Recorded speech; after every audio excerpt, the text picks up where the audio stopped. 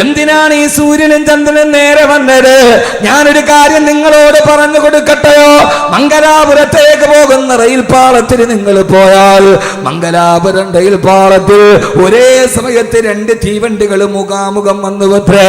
പിറ്റേ ദിവസം പത്രത്തിലെ ഏറ്റവും പ്രധാനപ്പെട്ട വാർത്ത, റെയിൽവേ സ്റ്റേഷനിൽ എതിർ ദിശയിലേക്ക് പോകുന്ന രണ്ട് ട്രെയിനുകൾ മുഖാമുഖം വന്നു നിന്നുവത്രേ. ഭാഗ്യം കൊണ്ട് തലനാരിടയ്ക്കാണ് അപകടം നടക്കാതെ മാറിപ്പോയത്. പത്രത്തില് വാർത്ത വായിക്കാറില്ലേ? കേവലം രണ്ട് ട്രെയിനുകൾ 1/2 കിലോമീറ്റർ പോലും വലിപ്പമില്ലാത്ത രണ്ട് ട്രെയിനുകൾ പാളത്തിൽ മുഖാമുഖം വന്നാൽ പേടിച്ചു വിറച്ചു പോകുന്നവനെ, പേടിച്ചരണ്ടു പോകുന്ന മനുഷ്യ, അല്ലാഹു ചോദിക്കുകയാണ്, സൂര്യൻ എന്ന ഭൂമിയേക്കാൾ 35,000 ഇരട്ടി പിണ്ട വലിപ്പമുള്ള സൂര്യഗോളം, ഈ മഹാഭൂമിയും സൂര്യനും ചന്ദ്രനും ഒരേ നേരയിൽ വന്നപ്പോ എന്തിനാണത് വന്നതെന്നറിയുമോ?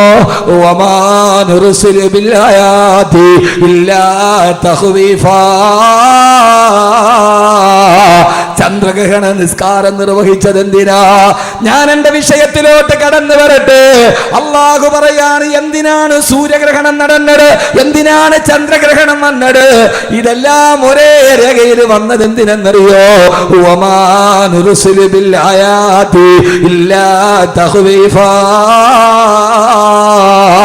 അതൊക്കെ നിങ്ങളെ ഞാനൊന്ന് ഭയപ്പെടുത്താൻ ചെയ്തതാണ്.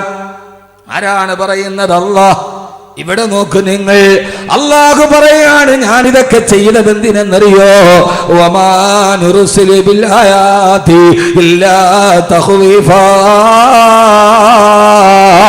ഇതൊക്കെ നിങ്ങളെ ഒന്ന് പേടിപ്പിക്കാൻ വേണ്ടി ചെയ്തതാണ്. എത്ര പേരാണ് പേടിച്ചത്? എത്ര പേര് പേടിച്ചു? പറയും നിങ്ങള്. ചന്ദ്രഗ്രഹണ നിസ്കാരമൊക്കെ എല്ലായിടത്തും നടന്നു. ഇവിടെ നിസ്കരിച്ച ഇല്ലേ? പള്ളിയില് ചന്ദ്രഗ്രഹണം നിസ്കരിച്ച ഇല്ലയോ? നിസ്കരിച്ചെന്നോ ഇല്ലെന്നാ? നിസ്കരിച്ചു. എന്തിനാ നിസ്കരിച്ചേ? എന്തിനാ നിസ്കരിച്ചേ? ആ നിസ്കാരം മാത്രമല്ല, ഇത് അല്ലാഹുവിന്റെ ഖുർആനാണ്. കബീർ ബാക്കവി പറയുന്നത് ഖുർആനാണ്. സൂറത്തുൽ ഇസ്രായിൽ അല്ലാഹു പറയാ, വമാ നുർസിലു ബിൽ ആയാതി ഇല്ലാ തഖ്വീഫാ. ഇത് നിങ്ങളെ ഞാനൊന്ന് ഭയപ്പെടുത്താൻ ചെയ്തതാണ്.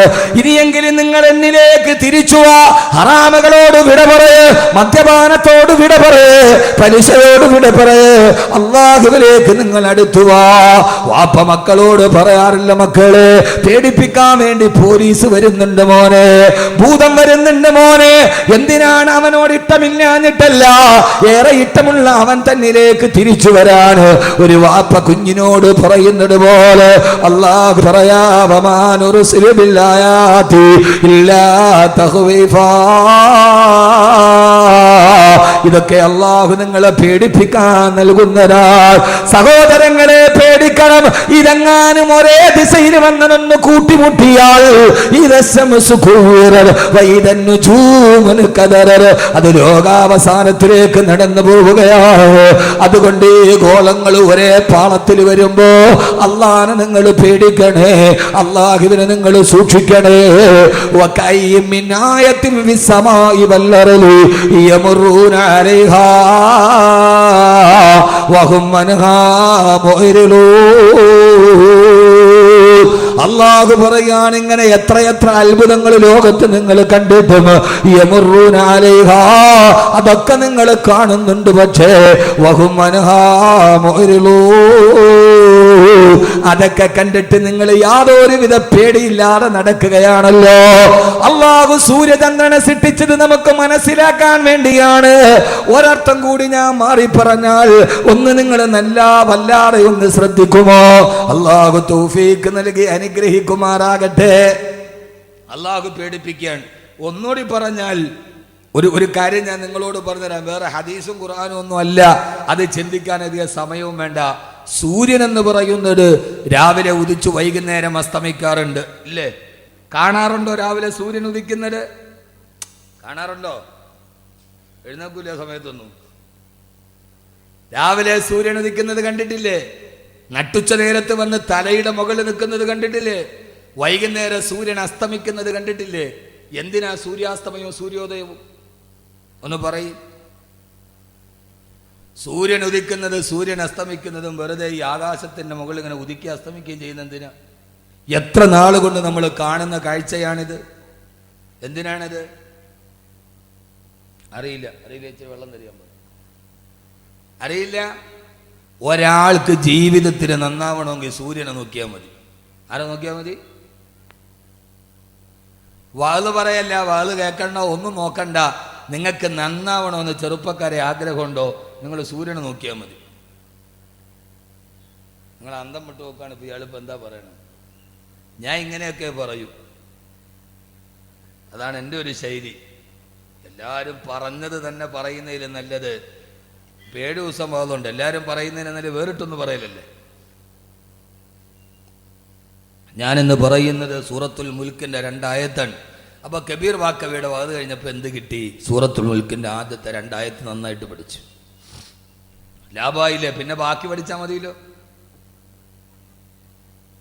ഇപ്പോഴെത്തിയ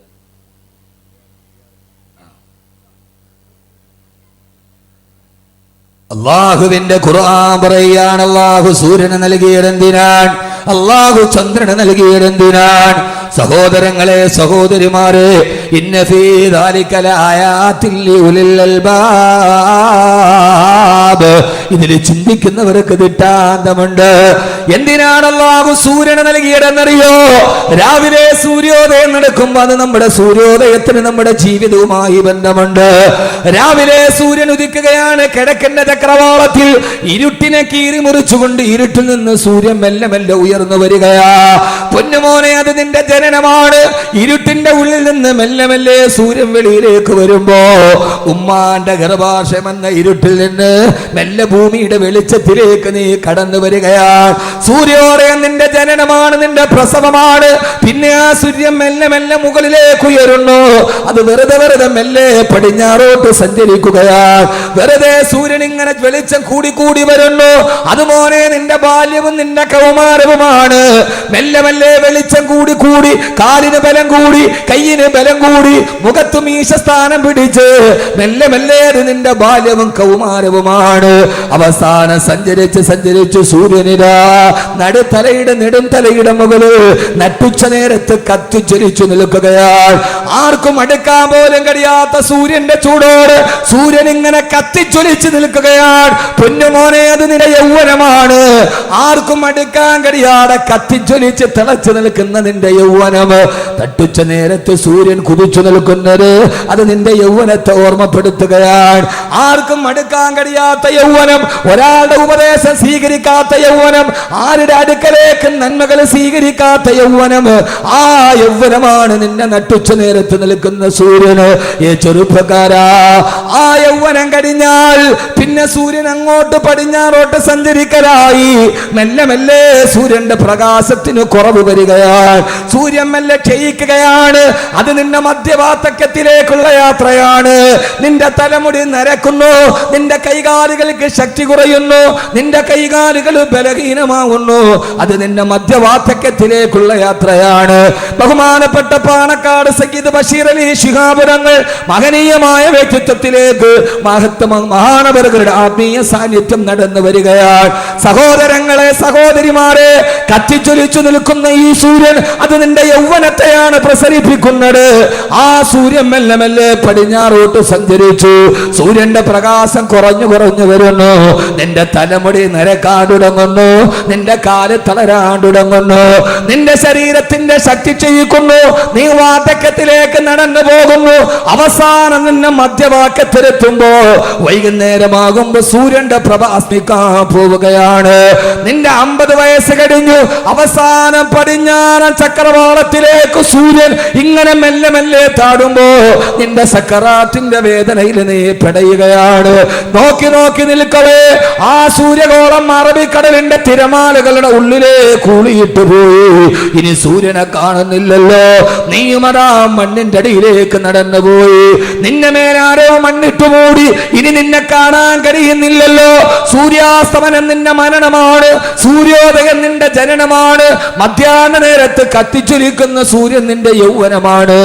ഇങ്ങനെ ജനനത്തിൽ തുടങ്ങി മരണത്തിലേക്ക് നടന്നു പോകുന്ന ഏറ്റവും ചെറിയ ഒരു ജീവിതമാണ് അല്ലാഹു നൽകിയത്.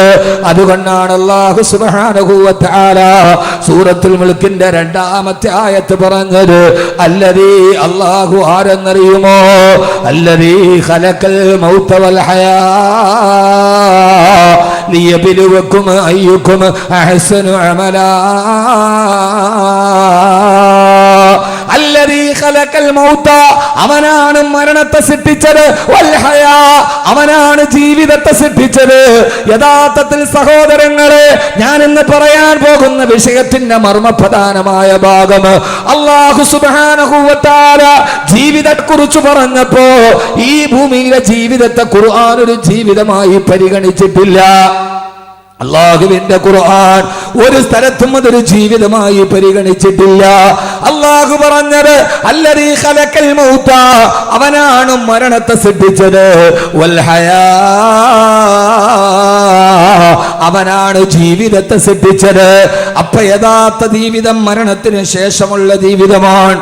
മരണത്തിന് മുമ്പുള്ള ഈ ജീവിതത്തെ ഖുർആൻ ഒരു ജീവിതമായി പരിഗണിച്ചിട്ടേയില്ല.